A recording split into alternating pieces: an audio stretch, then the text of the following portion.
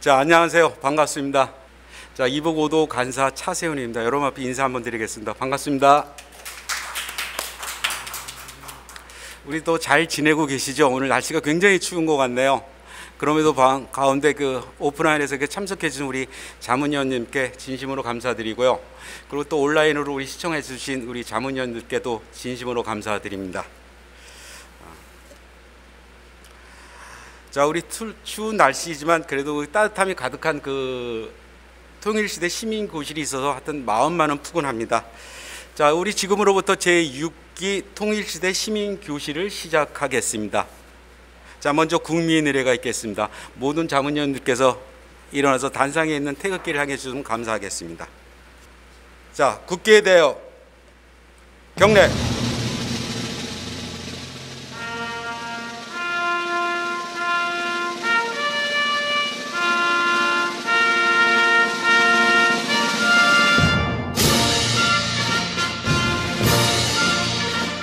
나는 자랑스러운 태극기 앞에 자유롭고 정의로운 대한민국의 무궁한 영광을 위하여 충성을 다할 것을 굳게 다짐합니다.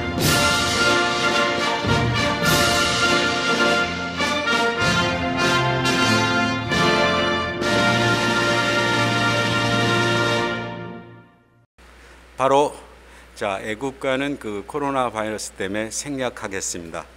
자, 다음은 순국선열, 호국영령, 그리고 북에 계신 조 부모님에 대한 묵념이 있겠습니다. 일동 묵념.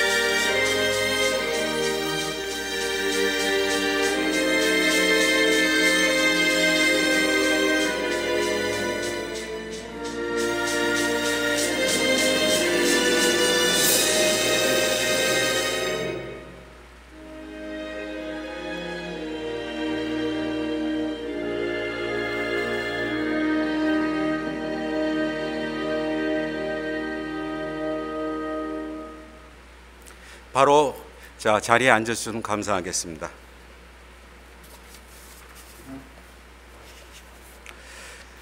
자, 다음은 그 제3강입니다. 노동신문을 통해 본 북한의 코로나 바이러스 실태와 대응 방향을 우리 최수란 박사님을 모시고 강의를 듣겠습니다. 그 전에 우리 최수란 그 박사님에 대한 그 양력을 잠깐 말씀드릴까 합니다.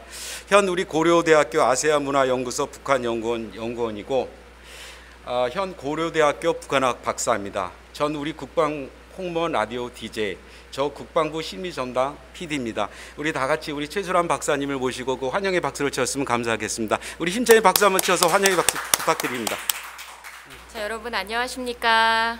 네, 만나 뵙게 돼서 반갑습니다. 저는 그 고려대 아세아문제연구소 북한연구센터에서 근무를 하고 있는 최수란이라고 합니다. 먼저 이제 오늘 코로나와 관련돼서 이제 문을 열도록 하겠습니다. 오늘 이제 나오면서 뉴스를 보니까 확진자가 1,076명입니다. 지난 겨울에 대구발 신천지에서부터 시작된 이 코로나가 1차, 2차 유행을 지나서 3차 유행까지 왔습니다. 참 코로나가 우리 일상을 많이 바꿔놨죠. 그 중에 하나가 이렇게 강의를 한다든지 뭐 수업을 하는 것을 원격으로 듣게 되고 화상회의가 이제 일상화되는 것을 볼 수가 있습니다. 저희 학계에서도 이제 세미나를 보통 이제 화상회의로 이제 대체를 해서 많이 진행을 하고 있는데요. 오늘도 지금 이 현장에는 계시는 분이 10명 안팎입니다. 보통 이제 수업을 하면 면대면으로 그전에는 뭐 수십 명에서 수백 명이 모이는 곳에서 강의를 하고 또 사회를 보고 이렇게 했는데 그 수업을 진행하거나 사회를 준비할 때는 이제 보통 준비하는 사람 입장에서는 내 개그가 어느 선에서 먹힐까, 내 개그를 사람들이 받아주고 있구나, 이런 거를 이제 현장의 표정이나 이런 생생한 여러분의 눈을 통해서 제가 피드백을 받곤 하는데, 이렇게 화상회의를 하다 보니까 어느 분이 어떻게 듣는지 제가 알 수가 없어요. 그래서 우리 일상을 참 많이 바꿔놨구나, 이런 생각을 하게 되고, 또 하나 제가 우리 일상이 진짜 많이 바뀌었구나 했던 걸 체감했을 때가 지난 추석 때였거든요.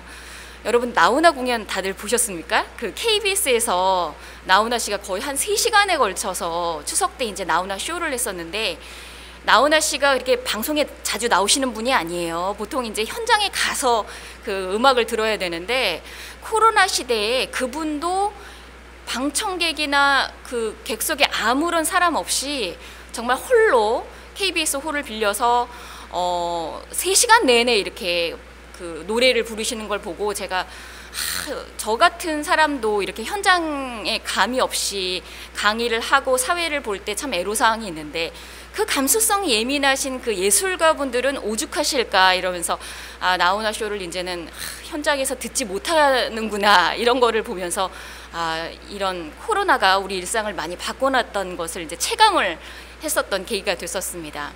저는 이제 2015년부터 현재까지 한 6년 동안 이렇게 북한만을 계속 이제 뚫어지게 바라보는 그런 연구자인데요. 코로나 시대를 맞아서 북한은 과연 이 코로나를 어떻게 받아들이고 있고, 북한 주민들은 일상생활이 어떻게 변했을까, 또 북한에서는 코로나를 어떻게 대응하고 있을까, 이런 것들이 궁금해서 이제 이런 것을 학술지를 통해서 또 여러분께 또 알리고 이러고자 제가 노동신문을 이제 분석을 했습니다. 제가 오늘 이제 여러분께 1차 자료로 이제 노동신문을 말씀을 드리는데, 북한의 그 코로나 실태와 대응 동향은 이제 여러 가지 방법을 통해서 연구를 했는데요. 주로 이제 국가 그 정론지인 노동신문을 1차 자료로 이제 제가 봤었고요. 그 다음에 제가 아시는 분들 중에서 이제 탈북자분 중에서 의사분이 한 3분 정도 계십니다. 한의사분도 계시고 뭐 그러신데, 그분 통해서 북한의 의료 실태에 대해서 이제 면담을 했었고요. 또 한 가지 이제 전화를 이제 했었는데, 그 통일교에서 보통광 호텔 옆에다가 평화협력센터라는 거를 이제 지었습니다. 문성명 총재가요. 네, 지금은 이제 그 제일교포 그 통일교들께서 관리를 하고 계신데, 지난 11월에 6개월 그 예상을 하시고 이제 거기 들어가셨다가 이제 5월에 나올 계획이셨다고 합니다. 근데 이분들이 지금까지 못 나오고 있다고 해요. 그러니까 격리 대상이 돼서 지난 11월에 들어갔다가 물품 같은 것도 이제 그 평화협력센터 그 안까지 웃돈을 주고 이제 택배를 받고 이런 생활을 하신다고 그래요. 그래서 아예 그냥 그 평화센터 밖을 못 나가게 해서 정말 제대로 된 감옥살이를 하고 있다고 그런 얘기를 들었습니다. 그래서 이제 그 평양의 현 실태, 그 다음에 탈북자들의 증언, 그리고 노동신문을 통해서 북한이 어떻게 코로나에 대해서 받아들이고 있고 그들의 일상이 변화했는지 여러분께 이제 소개를 하나하나씩 해드리려고 합니다. 이제 PPT를 한번 보시면요, 청진의대 나오신 한 탈북 의사께서 하시는 말씀이, 북한은 코로나 바이러스를 진단하는 장비와 시약이 없어서 내가 열이 나고 기침을 막 해도 이게 독감인지 신종 바이러스인지 구분을 못한다고 이제 말씀을 하시더라고요. 이 내용, 이제 오늘 발표하는 내용은 저희가 이제 학술지에도 투고를 했지만 지난 10월 8일에 이제 고대 의대팀과 함께 세미나에서 발표한 내용이기도 한데, 고대 교수님, 의대 교수님께 한번 여쭤봤습니다.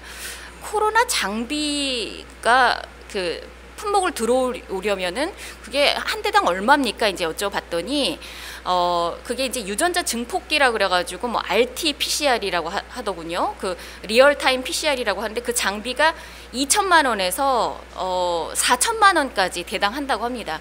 근데 1월 말까지 북한에는 그 장비가 없었대요. 근데 이제 2월 달에 중국을 통해서 이제 들어갔다는 정보원의 얘기를 들은 적이 있었는데, 북한에는 어떤 진단 키트라든지 이런 검사 키트 외에 유전자 증폭기 이런 게 없기 때문에 독감인지 신종 바이러스인지 구분할 수가 없다고 합니다. 그리고 양강도 삼수군의 이제 주민, 이거는 이제 데일리 NK 보도였는데요. 코로나 검사를 해야 코로나인지 감기인지 이걸 알 수가 있는데 진료소에서 코로나 검사를 받아본 적이 없다, 이런 증언도 있었고요. 그리고 노동신문의 보도 태도를 보면 김정은도 구구절 때 얘기를 했었습니다만 우리는 코로나 걸린 확진자가 한 명도 없다, 청정 지역이다, 이렇게 얘기를 하고 있습니다. 하지만 이걸 이제 다 믿을 수는 없겠죠.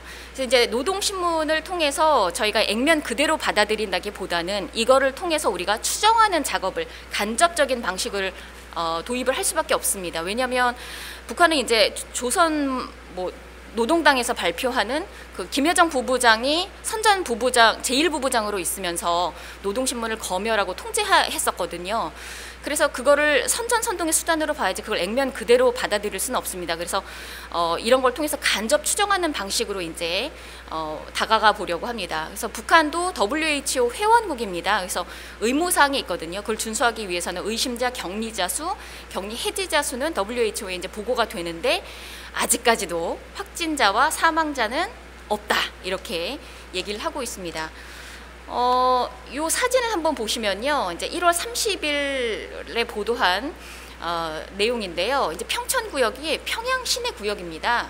우리는 이제 예를 들어서 서울에 구별로 동대문구가 있고 중랑구가 있고 종로구가 있지 않습니까? 그것처럼 이제 평양은 구역이라고 합니다. 그래서 평천구역은 아주 시내는 아닌데 그래도 시내에 가까운 지역이거든요. 그래서 평천구역의 일종의 이제 보건소입니다. 여기서 이제 간호사인지 이런 분들이 이제 전단지를 놓고 여기서 이제 하나하나 코로나에 대해서 설명하는 것을 볼 수가 있습니다. 그래서 1월 달부터 이미 이제 주민들이 인식을 하고 있는 것은 저희가 알 수 있습니다. 노동신문을 통해서 파악하고자 하는 것은 코로나 상황이 어떻게 퍼지고 있고 또 코로나 관련된 상황, 그 다음에 더 나아가서 보건의료정책의 함의를 한번 보고자 했습니다.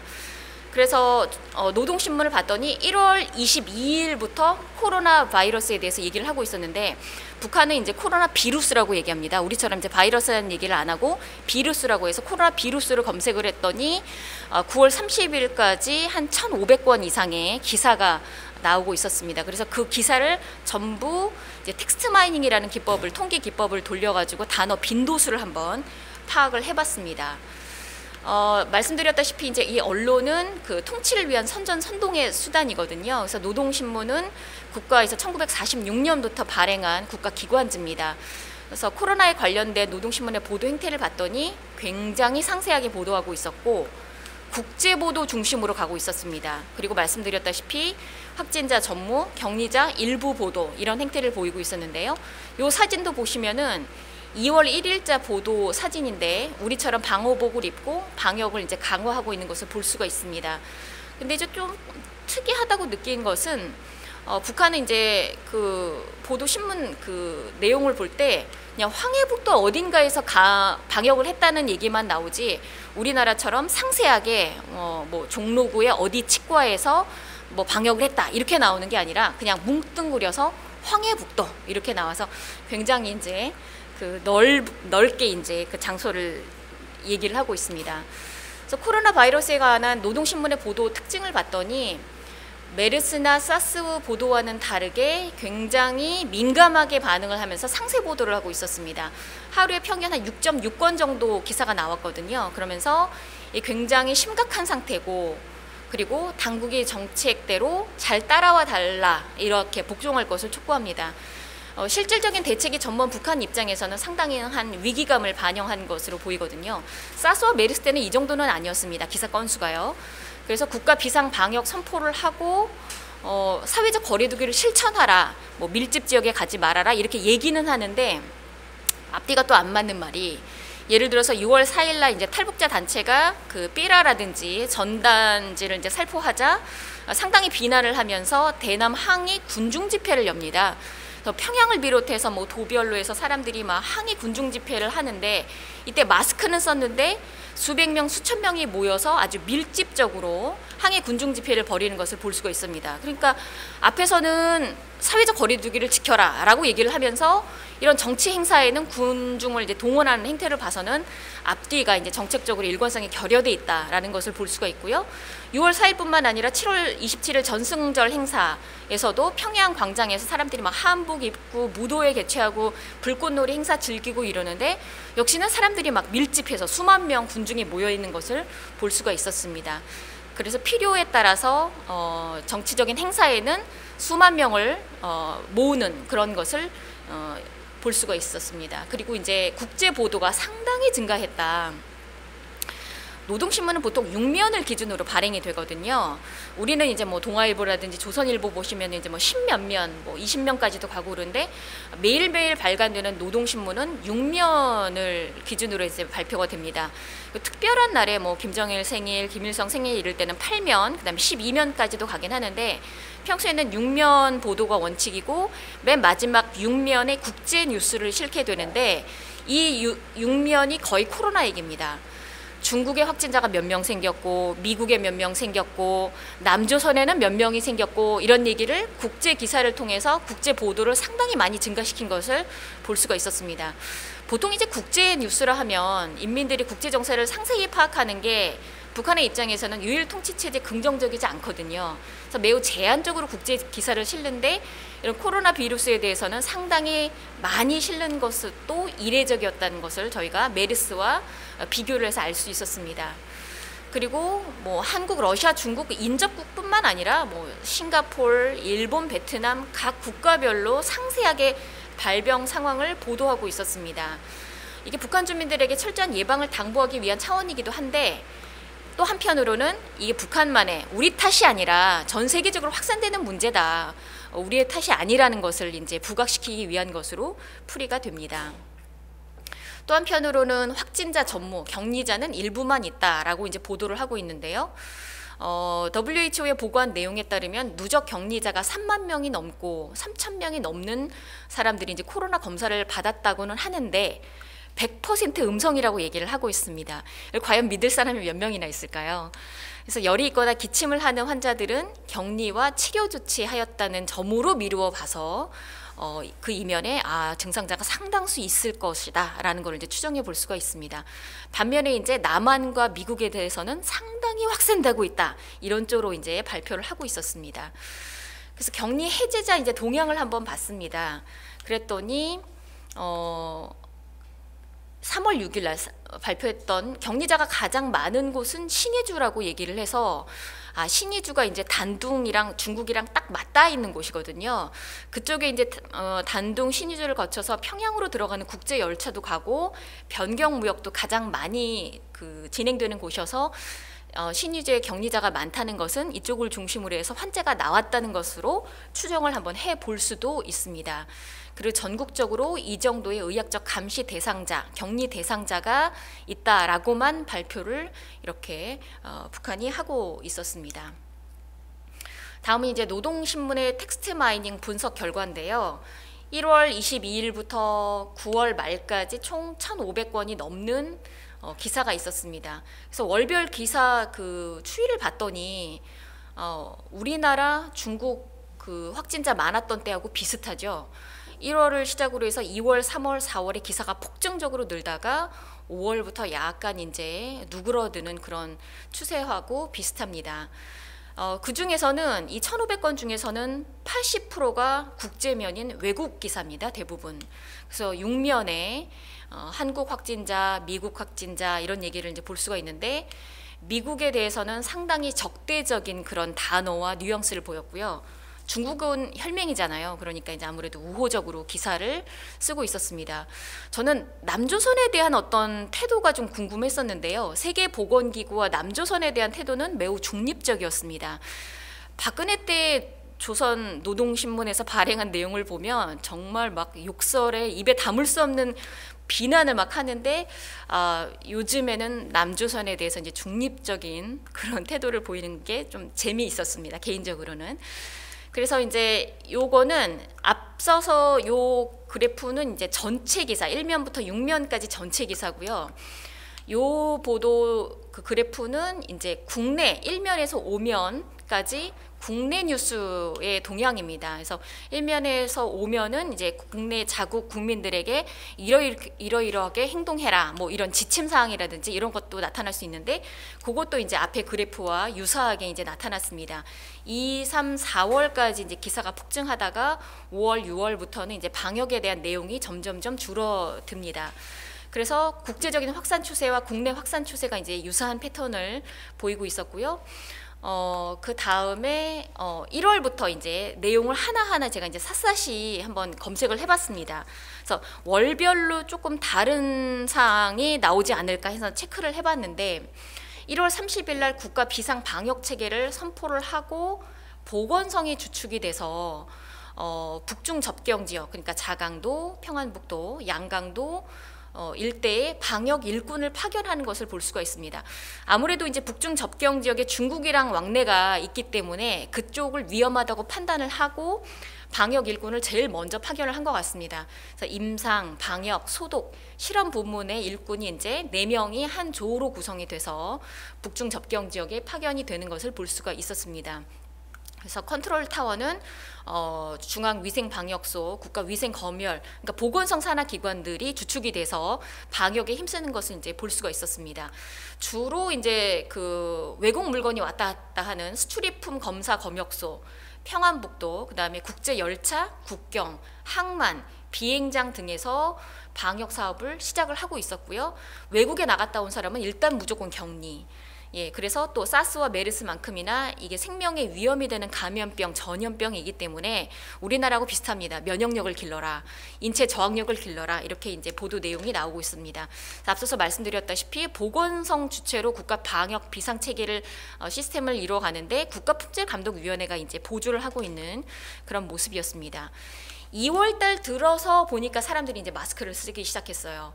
그래서 개체 위생을 중시하고 가정 안팎으로 환경을 중요하게 생각하라. 손 씻기도 많이 나오고요.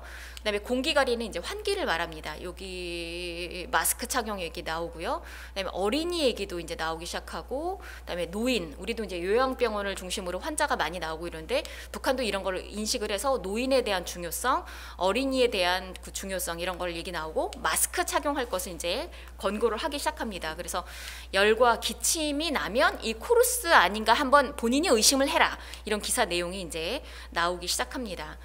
3월 이제 봄쯤 되니까 방역 사업이 116회가 언급됐는데 조금 특이한 게 사리원에 대한 언급이 좀 많았습니다. 황해북도 사리원에 그래서 확진자가 있겠구나, 이런 추정을 이제 할 수가 있었고요.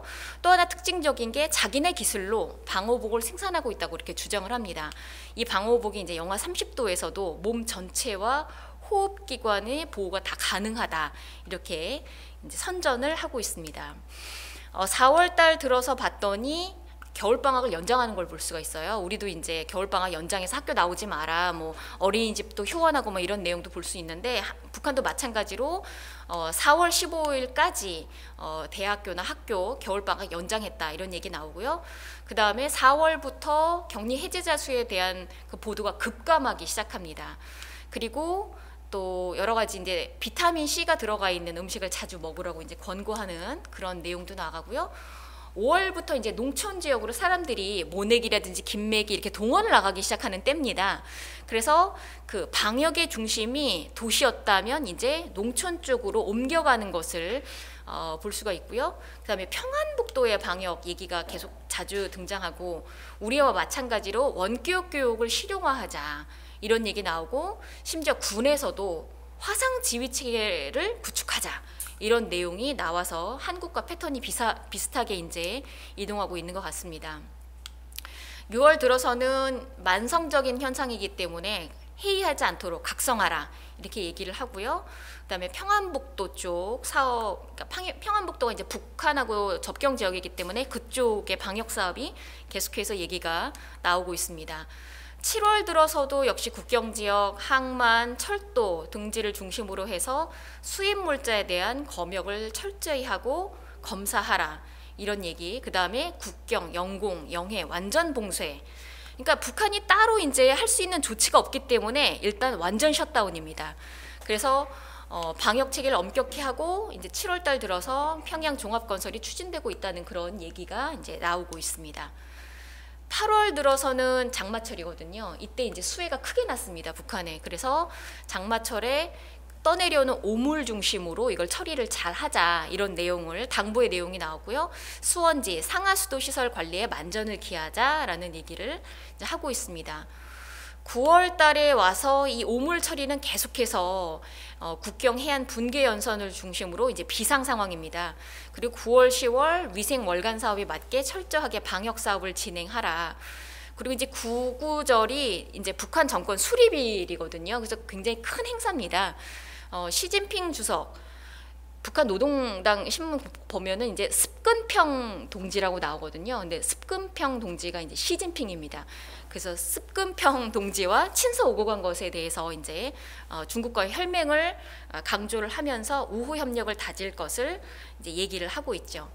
그리고 제가 이제 사진 위치 나온 것을 이제 워드 클라우드로 돌렸더니 좀 특이한 점이 이제 강원도 뭐 수출입 검사 남포 이런 그 외국 물품 왔다 갔다 하는 곳을 중심으로 방역을 강화하고, 보시면 평양시 방역사, 그러니까 김정숙 평양제사공장, 낭단구역 위생방역소 이런 데 다 평양 쪽입니다.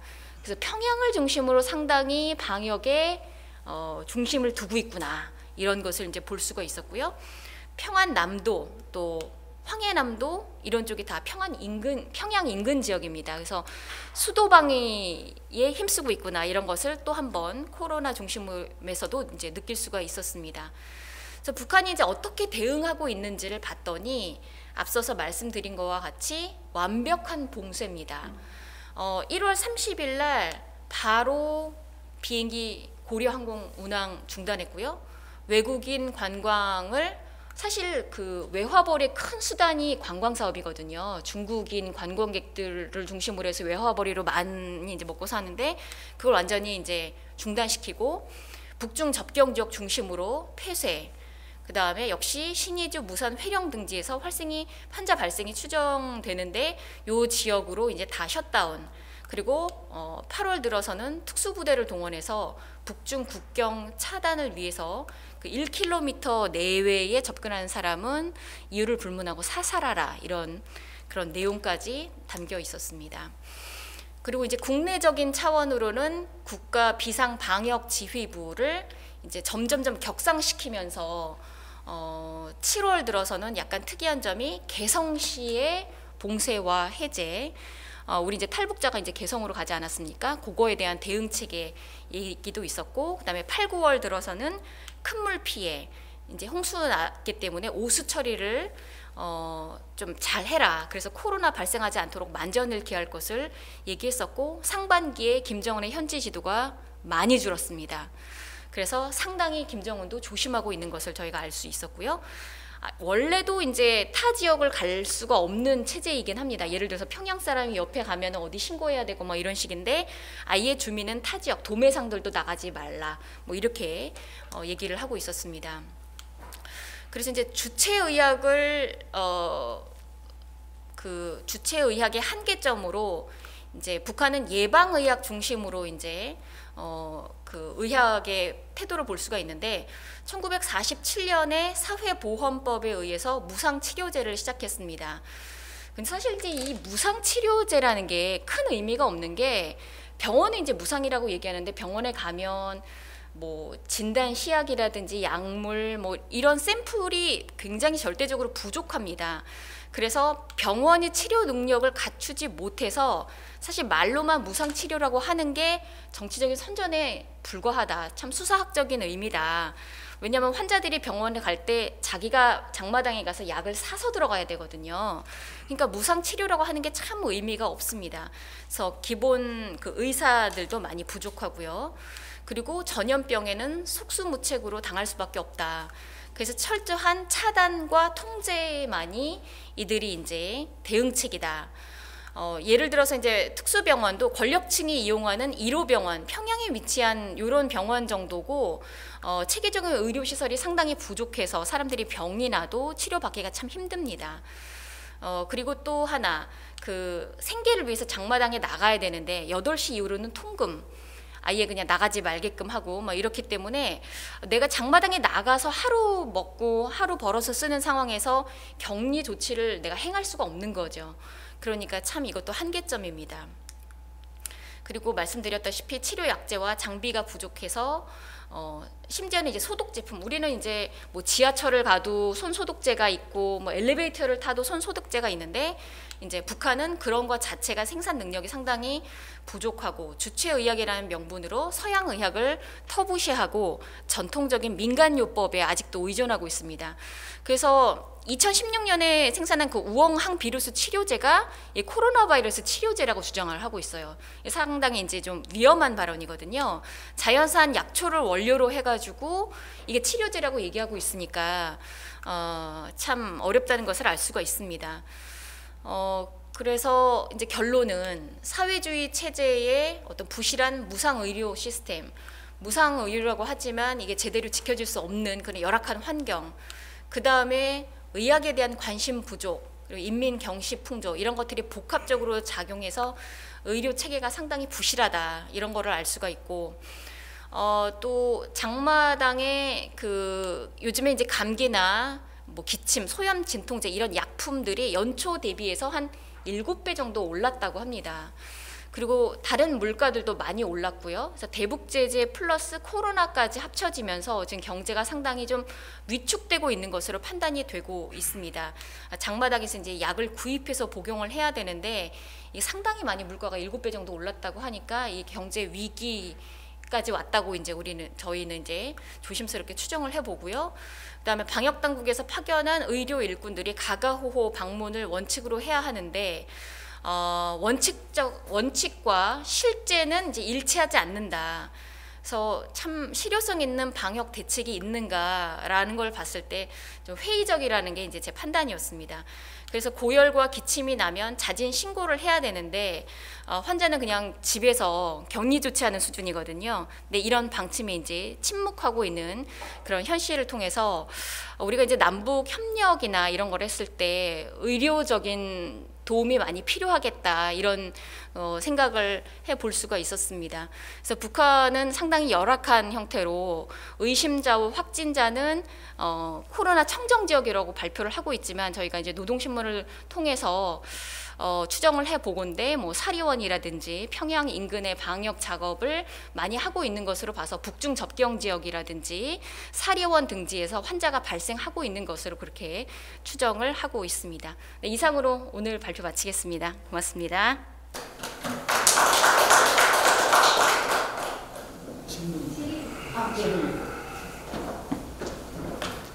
네네, 말씀해 주세요. 예. 그 강사님 말씀 잘 들었는데요. 네. 그렇다고 하면 지금 북한의 현실에서 우리 그 남한 당국에서는 정부 차원으로 어떤 의료 지원을 계획하고 있으며 민간 단체에서는 또 어떻게 북한을 의료 지원을 할 계획을 가지고 있거나 지금 시행되고 있는지 알고 싶습니다.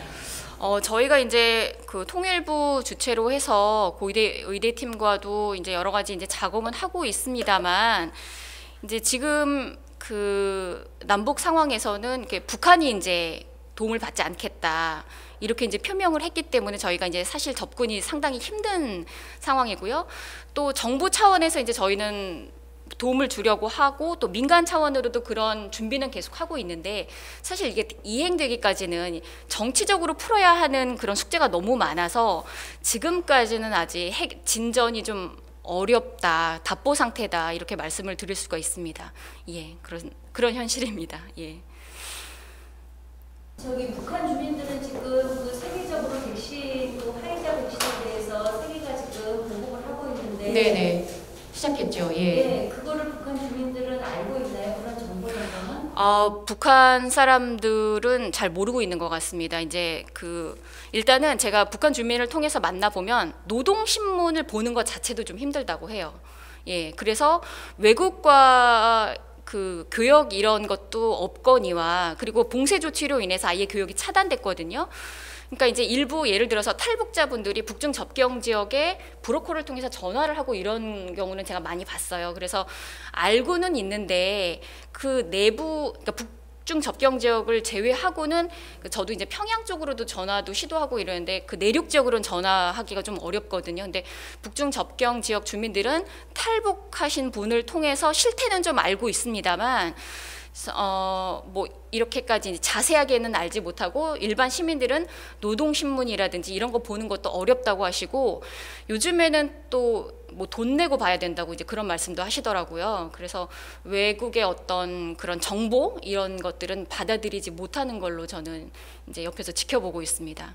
작년에 이제 탈북자분들 한 300명을 이제 제가 만나 볼 일이 있었어요. 소득이라든지 뭐 소비 활동에 대해서 이제 얘기도 하고 이러면서 많은 부분들을 느꼈는데 정말 폐쇄적인 국가구나 이런 거를 다시 한번 느꼈습니다. 그래서 탈북자분들과 이제 뭐 전화 통화를 하다 보면은 북중 접경 지역에 있는 브로커 통해서 전화 정도만 하시는 상황이고 내부적으로는 뭐 이렇게 신문을 통해서 뭐 이렇게 알기는 어려운 시스템이라고 하시더라고요. 예, 그렇습니다. 혹시 또 다른 질문 있으시면.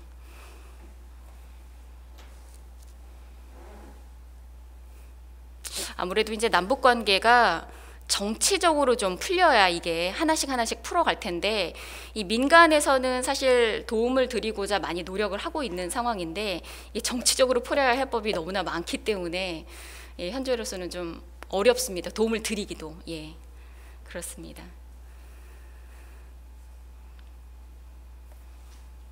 네. 혹시 또 예, 질문 있으시거나 아니면 네, 마무리할까요 그러면요? 네, 수고하셨습니다. 이상 마치겠습니다. 감사합니다. 네, 감사합니다. 오프라인으로 참석해 주신 여러 자문위원들께 다시 한번 감사드리고 우리 최순환 박사님께 이 어려운 그 환경 속에도 강의해 주신 우리 최순환 박사님께 다시 한번 큰 박수, 환영의 박수 한번 해주시면 감사하겠습니다. 네, 감사합니다. 자, 여러분께 그 오프라인 참석하신 여러 자문위원들과 또 온라인으로 또 이 시청하신 그 우리 자문위원들께 그 공지사항 한번 말씀드리겠습니다. 이제 12월 달도 다 저물어 가는데 이제 다음 23일입니다. 수요일 또 3시에 그때 또 유튜브로 여러분들과 또 만나 뵙고요. 하여튼 그동안 만나면 그날까지 항상 건강하시고요. 행복한 날이 됐으면 좋겠습니다. 이것으로 그 제 3강이죠. 강의를 마치겠습니다. 자, 여러분들 하여튼 조심스럽게 집에 잘 돌아가시고 다음 주에 뵙겠습니다. 감사합니다. 네.